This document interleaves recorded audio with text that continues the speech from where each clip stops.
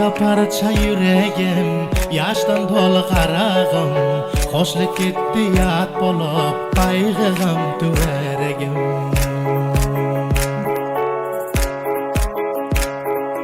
Düşüp kaldım ne koya, ya ki bu baktım siya. Köp ağladım gülmedim, takdirim şöyle mi ya?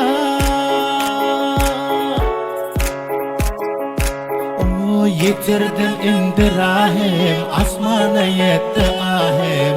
İşim nala Xudaya, neme menin günahim.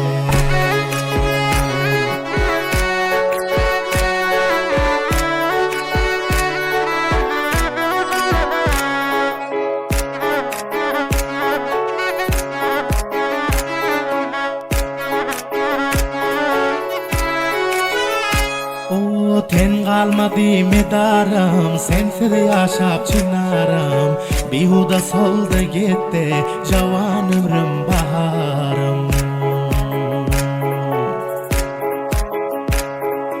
Yoktur gözümde gül ki, zundan özgenin mülki. Ya ki bu gamları bilen, ölüp gidermen belki.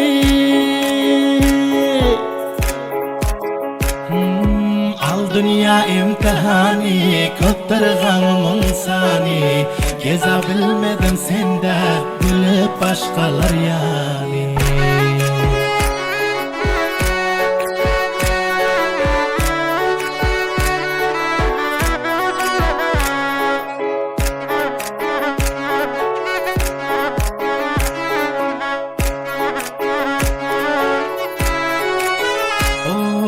Göz yaşlarım sirgip, hemme gamlar birigip.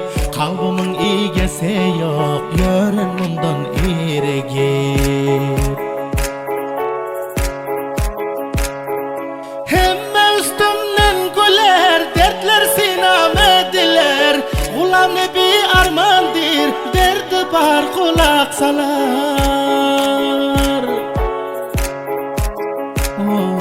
Göz yaşım dinayor mi, ya meni sinayor mi?